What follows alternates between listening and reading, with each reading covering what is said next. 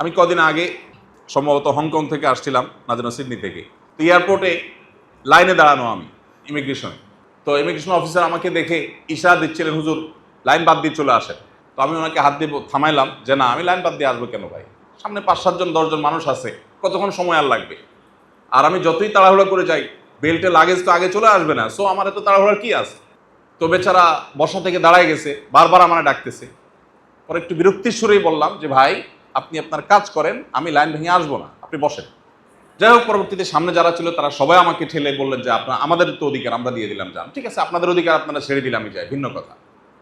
তো আমার সাথে আরেক ভাই ছিলেন, পরিচিত মানুষ, তিনিও সামনে চলে আসছিলেন। পরে আমার এই অবস্থা দেখে তিনি একটু বিব্রত হয়ে গেলেন, আরে হুজুর করতেছি কি, আমরা যারা পরিচিত মুখ, সেলিব্রিটি মানুষ, আমরা আবার লাইন টাইন ধরা লাগে নাকি। তো আমি তার কাছে একটু মাপ চেয়ে নিলাম, ভাই আপনাকে বিব্রত পরিস্থিতির মধ্যে ফেলছি, আমার কাছে এটা ভালো লাগে না যে সবাই লাইনে দাঁড়ায় আছে, আমার লাইন কেন ভাঙতে হবে। আমাদের সমাজে আপনি ডানে বামে যদি খেয়াল করেন, প্রত্যেকটা মানুষ দেখবেন তার দুলাভাই কোনো পদস্থ কর্মকর্তা, তার তালতো ভাই কোনো বড় অফিসার, তার পাশের ফ্ল্যাটের প্রতিবেশী, তিনি হয়তো কোনো একটা ভালো চেয়ারে আছেন, এই জন্য তিনি বিভিন্ন সুযোগ সুবিধা এক্সপেক্ট করেন।